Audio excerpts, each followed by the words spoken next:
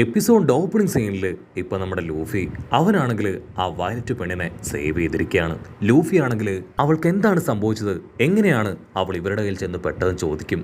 അതിന് അവൾ പറയും, ഞാൻ ഷോപ്പിങ്ങിന് പോയിട്ട് മടങ്ങി വരുന്ന വഴിക്കാണ് ഈ ഒരു ഫക്കോന്റെ മുൻപിൽ ചെന്ന് പെട്ടത്. അത് ആ സമയം മുതൽ എന്നെ പിടിക്കാനായിട്ട് ശ്രമിച്ചു.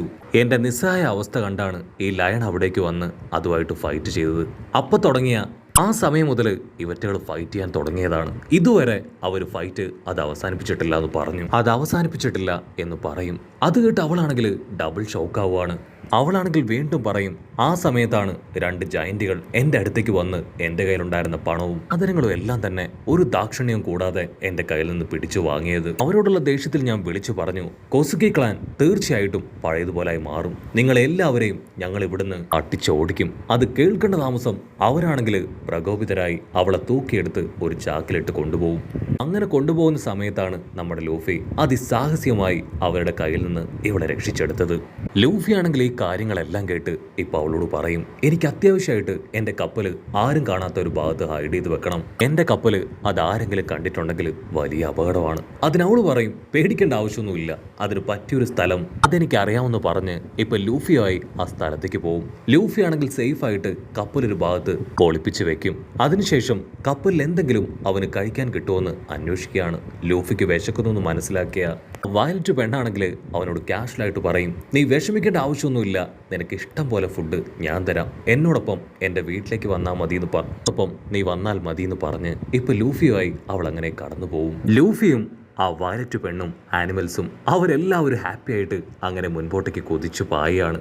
കുഞ്ഞിപ്പെണ്ണാണെങ്കിൽ ലൂഫിയോട് പറയും, ആക്ച്വലി എനിക്ക് ഈ പൈററ്റ്സിനെ അത്ര ഇഷ്ടമൊന്നുമല്ല, പക്ഷേ നീ ഒരു നല്ല പൈററ്റാണ്, എനിക്ക് നിന്നെ ഒരുപാട് ഇഷ്ടപ്പെട്ടു എന്ന് പറഞ്ഞ് അവരാണെങ്കിൽ ഒരു ഹിൽ ടോപ്പിലേക്ക് വരികയാണ്.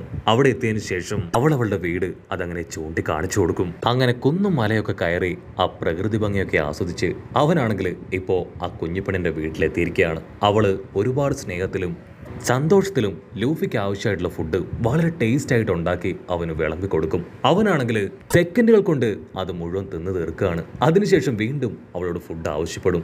അതിനവൾ പതിയെ തല താഴ്ത്തി, ഇവിടെ ഇത്രയും ഫുഡ് ഐറ്റംസ് മാത്രമേ ഇപ്പൊ ബാക്കിയുള്ളൂ, ഇനി ഇവിടെ കഴിക്കാൻ ഒന്നുമില്ല എന്ന് പറയും. അത് കേൾക്കുമ്പോഴായിരിക്കും ശരിക്കുള്ള അവസ്ഥ അത് നമ്മുടെ ലൂഫി മനസ്സിലാക്കുക. അവനാണെങ്കിൽ അവളോടൊരല്പം അനുകമ്പയൊക്കെ തോന്നും. അടുത്ത നിമിഷം ഇപ്പൊ അവളുടെ വയറ്റിൽ നിന്ന് കുങ്കാര ശബ്ദമൊക്കെ പുറത്തേക്ക് കേൾക്കുകയാണ്. അത് കേൾക്കേണ്ട താമസം ലൂഫിക്ക് മനസ്സിലാവും. അവൾ ഫുഡ് കഴിച്ചിട്ട് ഒരുപാട് സമയം കഴിഞ്ഞു, അവൾക്ക് നന്നായിട്ട് വിശക്കുന്നുണ്ട്. അവളാണെങ്കിൽ അത് ലൂഫിക്ക് മനസ്സിലാകാതിരിക്കാൻ ഒരു 2 മിനിറ്റ് ഞാനൊന്ന് വാഷ്റൂമിൽ പോയിട്ട് വരാമെന്ന് പറഞ്ഞ് അവൾ ഡോർ തുറന്ന് പുറത്തേക്ക് പോവും. ലൂഫി ആണെങ്കിൽ അവളുടെ അവസ്ഥയൊക്കെ മനസ്സിലാക്കി പതിയെ അവിടെ ഒന്ന് നടു നിവർത്തുകയാണ്. അടുത്ത നിമിഷം ആരോ ഡോറൊക്കെ തള്ളി തുറന്ന് ആ വീടിന്റെ അകത്തേക്ക് കയറി വരും. അതിനെ കാണേണ്ട താമസം ലൂഫി ഞെട്ടി അങ്ങനെ എഴുന്നേറ്റിരിക്കും. എഴുന്നേറ്റ് അതിനെ തന്നെ നോക്കും.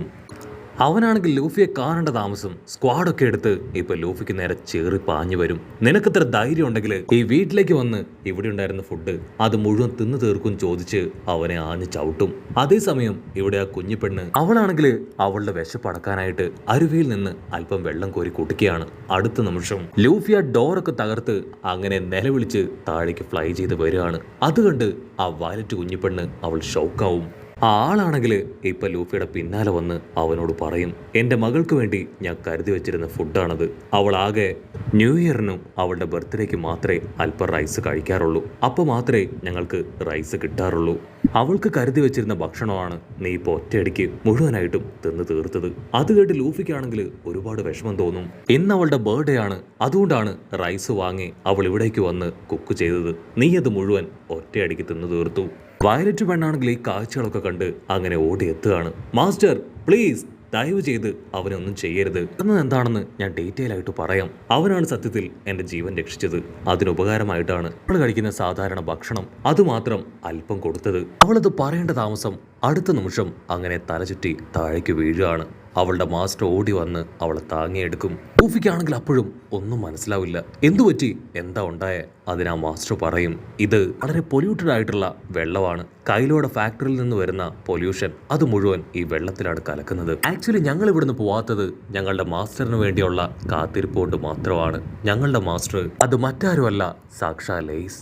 അത് കേൾക്കേണ്ട താമസം ലൂഫി ആണെങ്കിൽ അങ്ങനെ ഫ്രീസ് ആയിട്ട് നിൽക്കും. ലൂഫി ആണെങ്കിൽ അവരോട് ചോദിക്കും, നിങ്ങൾ പറയുന്നത് പൈററ്റ് കിങ്ങിന്റെ മകൻ സാക്ഷാൽ എയ്സിനെ കുറിച്ചല്ലേ? അവനെക്കുറിച്ച് നിങ്ങൾ അറിയാത്ത വലിയൊരു സത്യമുണ്ട്. അവൻ 2 വർഷങ്ങൾക്ക് മുൻപ് വലിയൊരു യുദ്ധത്തിൽ കൊല്ലപ്പെട്ടു. ലൂഫി അത് പറയേണ്ട താമസം അവർക്കാണെങ്കിൽ ചെറിയൊരു അറ്റാക്ക് തന്നെ അങ്ങനെ വരികയാണ്. ഇവർക്ക് ആക്ച്വലി പുറത്ത് നടക്കുന്ന കാര്യങ്ങളൊന്നും കറക്റ്റായിട്ട് അറിയില്ല. അവര് ആ എംപററിനെ പേടിച്ച് ഈ കാട്ടില് ആരും അറിയാതെ ഒതുങ്ങിക്കൂടി ജീവിക്കുന്നവരാണ്. അതുകൊണ്ട് തന്നെ ഈ ന്യൂസ് ഇതുവരെയായിട്ടും അവർക്ക് അറിയാനായിട്ട് കഴിഞ്ഞിരുന്നില്ല. കുഞ്ഞിപ്പെണ്ണാണെങ്കിൽ ചാടി എഴുന്നേറ്റ്, നീ എന്താ ഈ പറയണേ? നീ പറയണത് സത്യമാണോ? എയ്സ് അദ്ദേഹം മരിച്ചുപോയെന്ന് ചോദിച്ച് അവളങ്ങനെ ഒച്ചത്തിൽ നിലവിളിക്കും. അതിനുശേഷം ഒരു ഭാഗത്ത് പോയിട്ട് അങ്ങനെ ഇരിക്കുകയാണ്. ലൂഫി ആണെങ്കിൽ സന്തോഷത്തിൽ എക്സൈറ്റഡ് ആയിട്ട് അവരോട് ചോദിക്കും, സത്യം പറയ്, അവൻ ഈ വാനോ കിണ്ടത്തിലേക്ക് വന്നിട്ടുണ്ടോ? അത് കേൾക്കുമ്പോൾ മാസ്റ്ററിനാണെങ്കിൽ ദേഷ്യം കൂടി വരും. ആ മാസ്റ്റർ ആണെങ്കിൽ ടെൻസ്ഡ് ആയിട്ട്, യു ആർ അൺബിലീവബിൾ, നീ ഇങ്ങനെ ഒരുത്തനായിരുന്നോ? ഇൻ കേസ് കിങ് എയ്സ് അദ്ദേഹം മരിച്ചിട്ടുണ്ടാവാം, അതിന് ഇങ്ങനെയാണോ ഒരു കൊച്ചു കുഞ്ഞിനോട് ഈ കാര്യങ്ങളൊക്കെ പറയണേ? സത്യത്തിൽ നീ ഒരു മനുഷ്യൻ തന്നെയാണോ എന്ന് ചോദിക്കും. അതിന് ലൂഫി ആണെങ്കിൽ ആളോട് തീർത്തു പറയും, ഞാൻ പറഞ്ഞത് സത്യം തന്നെയാണ്. എയ്സ് അവൻ കൊല്ലപ്പെട്ടു. അത് നേരിട്ട് കണ്ടവനാണ് ഞാൻ മറ്റാരുമല്ല, സ്ട്രോഹാറ്റ് ലൂഫി, ഫ്യൂച്ചർ പൈററ്റ് കിങ്. അത് കേട്ട് ആ മാസ്റ്റർ ആണെങ്കിൽ വീണ്ടും ടെൻസ്ഡ് ആവുകയാണ്. കാരണം ആൾക്കും പൈററ്റ്സുകളെ ഒട്ടും തന്നെ ഇഷ്ടമല്ല. ആളാണെങ്കിൽ ആളുടെ ചെലവൊക്കെ വിരിച്ച് ഇപ്പൊ ആളുടെ പേര് പറഞ്ഞ് ലൂഫിയോട് എയ്സിന് സംഭവിച്ച കാര്യങ്ങളെല്ലാം തന്നെ ചോദിച്ചു മനസ്സിലാക്കും. ലൂഫി ആണെങ്കിൽ ആൾക്ക് അഡ്വൈസ് കൊടുക്കും, നിങ്ങൾ ഇനിയും ഇവിടെ ചുറ്റിപ്പറ്റി നിന്നിട്ട് യാതൊരു കാര്യവുമില്ല. ഇവിടെ ജീവിച്ച തീർച്ചയായിട്ടും നിങ്ങളുടെ ലൈഫ് അത് സ്പോയിലാവും. അതിനാള് പറയും, ഞാൻ മറ്റൊരാൾക്ക് വേണ്ടി വെയിറ്റ് ചെയ്തിരിക്കുകയാണ്. കരുതും പോലെ ഞാനും ഇവള് മാത്രമായിരുന്നില്ല ഇവിടെ ഉണ്ടായിരുന്നത്. ഇത് ശരിക്കും ഒരു മനോഹരമായിട്ടുള്ള വില്ലേജ് ആയിരുന്നു. ഇവിടെ ഒരു അസിസ്റ്റന്റ്, അവൻ അൺഎക്സ്പെക്റ്റഡ് ആയിട്ട് ഈ ഒരു വില്ലേജിലേക്ക് വന്നു. അവനും അവന്റെ ആൾക്കാരും വന്ന് ഈ ഒരു പ്രദേശം അത് മുഴുവനും നശിപ്പിച്ച് ഒരുപാട് പേരെ കൊന്നുകളഞ്ഞു. ഈ ഒരു ഐലാൻഡില് കൊച്ചു കൊച്ചു ഗ്രാമങ്ങൾ ഒരുപാടുണ്ടായിരുന്നു. അതെല്ലാം തന്നെ അവറ്റകള് തല്ലി ഇല്ലാതാക്കി. കൈഡോ അവൻ ഈ ഐലാൻഡിലേക്ക് വന്നതിന് ശേഷമാണ് ഇതെല്ലാം സംഭവിച്ചത്. വളരെ സമാധാനത്തിലും ശാന്തിയിലും മുൻപോട്ട് പോയിരുന്ന ഗ്രാമവാസികളെ എല്ലാവരെയും അവര് കൊന്നുകളഞ്ഞ് ഈ ഒരു ഐലാൻഡിനെ ഈ ഗതിയിലാക്കി മാറ്റി. 4 വർഷങ്ങൾക്ക് മുൻപാണ് കൈഡോ ആൻഡ് ടീം ഇവിടേക്ക് എത്തി ഞങ്ങളുടെ ഈ ഐലാൻഡ് അത് മുഴുവനായിട്ടും പിടിച്ചടക്കിയത്. ഈ സുന്ദരമായ ഐലാൻഡിലുണ്ടായിരുന്ന ഗ്രാമങ്ങളെല്ലാം അവർ തകർത്തു. അവർക്കിഷ്ടത്തിന് അവർ വലിയ വലിയ ഫാക്ടറികൾ ഇവിടെ പണിതുയർത്തി. ഫാക്ടറി മാലിന്യങ്ങൾ അവര് ഈ നദിയിലേക്ക് ഒഴുക്കിവിട്ടു. ഇവിടുത്തെ വായു പോലും പോയിസണാൽ അങ്ങനെ പൊല്യൂട്ടഡ് ആയിക്കൊണ്ടേയിരുന്നു. അങ്ങനെ ഇരിക്കെയാണ് ഒരു ദിവസം എയ്സും അവന്റെ കപ്പലും കടൽ തീരത്തടിഞ്ഞത്. പട്ടിണിയിലും ദരിദ്രത്തിലും വലഞ്ഞ ഞങ്ങളുടെ ആൾക്കാര് കപ്പലിലുണ്ടായിരുന്ന എയ്സിന്റെ കുറച്ച് ഭക്ഷണ സാധനങ്ങൾ മോഷ്ടിച്ചു കഴിച്ചു. വയലറ്റ് കുഞ്ഞിപ്പെണ്ണടക്കം അവളുടെ ആൾക്കാരെല്ലാവരും ചേർന്ന് എയ്സിനെയും അവന്റെ ആൾക്കാരെയും കെട്ടിയിട്ട് ഭക്ഷണം കഴിക്കുകയാണ്. എയ്സ് ആണെങ്കിൽ അവര് ഭക്ഷണം കഴിച്ചു കഴിഞ്ഞു എന്ന് മനസ്സിലാക്കി എയ്സ് ആണെങ്കിൽ അവന്റെ ഫയർ പവർ ഉപയോഗിച്ച് ആ ഒരു കയറ് കട്ട് ചെയ്യും. അതിനുശേഷം ആ വയലറ്റ് പെണ്ണിന്റെ അടുത്തേക്ക് വരികയാണ്. നിനക്ക് ഈ ആഹാരം അത് ഇഷ്ടപ്പെട്ടോ? നിന്റെ വിശപ്പ് അത് മാറിയോ ചോദിക്കും. അവൾക്കാണെങ്കിൽ നല്ല പേടിയുണ്ട്. അവൾ പതിയെ പുറകിലേക്ക് നടക്കും. അതിനുശേഷം എയ്സ് ആണെങ്കിൽ അവർക്ക് ആവശ്യമായിട്ടുള്ള സാധനങ്ങളൊക്കെ കൊടുത്ത് അവരുടെ ആ ഒരു ഗ്രാമത്തിൽ അവരിൽ ഒരാളായിട്ട് കുറച്ച് ദിവസം അങ്ങനെ സ്പെൻഡ് ചെയ്യാണ്. സോ എയ്സിനോട് പിന്നീട് എല്ലാവർക്കും ഒരുപാട് സ്നേഹം തോന്നും. പ്രത്യേകിച്ച് നമ്മുടെ കുഞ്ഞിപ്പെണ്ണ് വയലറ്റ്. കട്ട് ചെയ്ത ഇപ്പൊ പ്രസന്റ് കാണിക്കും. ലൂഫിക്കാണെങ്കിൽ ഈ സ്റ്റോറി എല്ലാം കേട്ട് ഒരുപാട് സന്തോഷം. അതേസമയം മറ്റൊരു ഭാഗത്ത് ലൂഫി അവൻ ഇടിച്ച് പഞ്ചറാക്കിയ കൈഡോടെ ആ 2 അസിസ്റ്റൻസ്, അവരെ കുറിച്ചാണെങ്കിൽ ഇപ്പൊ യാതൊരു വിവരവും ഇല്ല. ആ ഹോക്കിങ്സ് ആണെങ്കിൽ തീർത്തു പറയും, ഒരു കാരണവശാലും നമ്മുടെ ബോസ് ഇതിപ്പോ അറിയാൻ പാടില്ല. അത് ചെയ്തവൻ ആരാണെങ്കിലും അവരെ നമ്മൾ തന്നെ കണ്ടെത്തി അവനെ പണിഷ് ചെയ്യും. അതിനുശേഷം മാത്രമേ ബോസ് ഇത് അറിയാൻ പാടുള്ളൂ എന്ന് പറഞ്ഞ് അവനിപ്പോ ആ കാട് മുഴുവൻ അന്വേഷിക്കുകയാണ്. അങ്ങനെ അവിടെ വെച്ച് ഈ ഒരു എപ്പിസോഡും അവസാനിക്കുന്നു. എപ്പിസോഡ് ഇഷ്ടം